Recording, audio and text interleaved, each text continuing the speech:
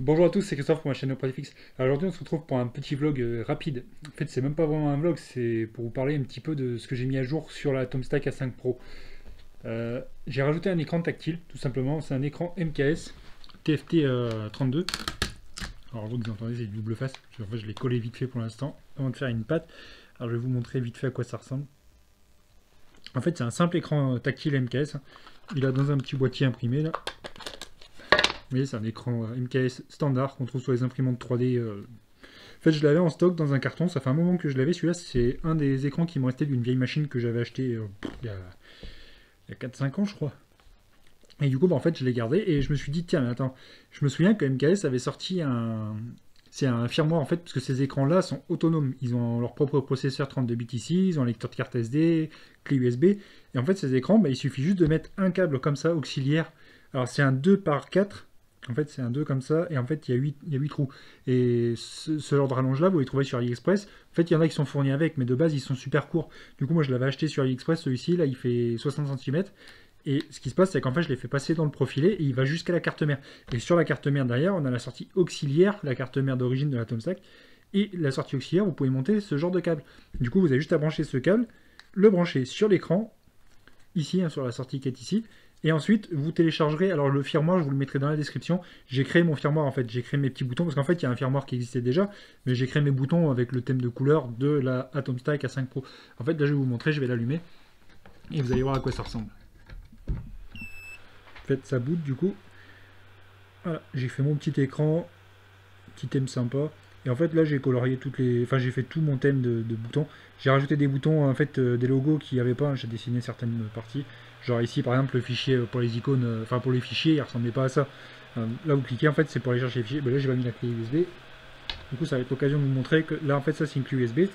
Et vous pouvez travailler avec une clé USB en totale autonomie, sans ordinateur. Là, vous voyez que ça m'affiche maintenant les fichiers. Là, j'ai plus qu'à sélectionner un fichier et en fait, ça démarre. Alors, ce qui est bien, c'est que quand on va cliquer sur un fichier, la machine va nous demander de sélectionner, en fait, de faire la bordure ou de lancer le fichier directement. Et en fait, la bordure, ça va pas tracer, ça va juste nous montrer l'emplacement où va se trouver le fichier. Comme ça nous permet de placer la tête correctement à l'endroit où on veut. Le gros avantage également, c'est que ici, en fait, vous avez le bouton Home et vous avez le bouton ici. Alors, cette icône-là, c'est exactement la même que j'ai copiée. En fait, je l'ai copiée de Laser GRBL pour que vous puissiez vous rappeler que ce bouton-là, en fait, c'est le bouton qui vous sélectionne le point d'origine. C'est-à-dire qu'en gros, si je mets la tête laser ici, que j'appuie là, maintenant j'ai mon point d'origine. Ce qui veut dire que si je peux avancer avec les axes, là, je peux déplacer mes axes, en fait, avec les boutons ici. Vous pouvez voir, ça déplace l'axe. Là, j'ai mis 1, donc ça avance pas vite. Là, j'avance. Là, je vous ai mis également des icônes pour reconnaître comment c'est fait. Ça, c'est le portique, enfin tout le châssis. Du coup, là, en fait, si je reviens en arrière et que j'appuie sur Home, là, on revient au point que j'avais sélectionné en point d'origine. C'est super simple. Et franchement, il n'y a rien de spécial d'autre à modifier là-dessus. Après, vous avez les settings, mais là, en fait, il y a le Wi-Fi. C'est en fait sur ces écrans MKS, vous pouvez rajouter un module Wi-Fi à l'arrière qui va se rajouter ici. Je l'ai encore là-haut, il faut que je le retrouve. Je l'avais mis dans un carton. Et du coup, après, on peut utiliser la machine en Wi-Fi avec le téléphone portable ou transférer des fichiers directement via Wi-Fi sur l'écran MKS. Ça, c'est vraiment intéressant. Du coup, vous avez le petit bouton ici. Vous pouvez sélectionner soit clé USB, soit carte SD. Parce qu'on peut travailler aussi avec la carte SD. Après, donc là il n'y a pas grand chose. Après le langage, là pour l'instant j'ai pas fini les boutons en fait de langue, il me reste encore les boutons à faire, mais vu que je vais utiliser que l'anglais, il n'y a pas de problème de ce côté-là. Donc ensuite, on va avoir le bouton puissance ici. Alors bouton puissance, c'est quand on travaille en fait à vide. Si on veut ici, si on appuie sur Open, ici le laser il se déclenche. Là en fait ça fait un point sur la table, ça vous permet de savoir à quel endroit vous avez démarré. Ça vous permet de faire un pointage en fait, un marquage. Du coup, en fait, si ici vous voulez pas que ce soit à 100%, vous pouvez sélectionner, vous pouvez descendre à 0%, même mettre close, et là vous pouvez recommencer. Et là, si je fais open, là en fait le laser ça le déclenche, mais il sera qu'à 10%. Ensuite, on a speed ici. Alors le speed, c'est juste la vitesse de déplacement des axes. Si je réduis, par exemple, limite 10 en 10, si je mets 10 et que je reviens en arrière, là si je fais move, là quand je vais déplacer, ça va bouger, mais tout doucement. Vous voyez, c'est tout simple quoi, c'est vraiment... Du coup là si je refais un home, ça reviendra en vitesse lente. Voilà, c'est tout gros. Là j'ai fait le tour, il n'y a rien de spécial de plus, à part NC ici du coup pour sélectionner vos fichiers de travail. Et du coup voilà, on est prêt à graver en autonomie sans ordinateur. Là il n'y a pas d'ordi, il n'y a rien du tout, il n'y a pas de câble USB. La machine là elle est connectée à rien du tout. Vous pouvez voir que là à part la prise secteur, il n'y a rien de plus. C'est pour ça, c'est vraiment simple. Et au final, je comprends pas qu'ils aient pas fait ça d'origine. Après, le petit boîtier, là, si vous le voulez, je vous mettrai le lien sur la description. C'est un boîtier que je trouvais sur Thingiverse. Il me reste. En fait, il y a 2 trous. Là, j'ai mis du double face parce que je le pose sur la machine.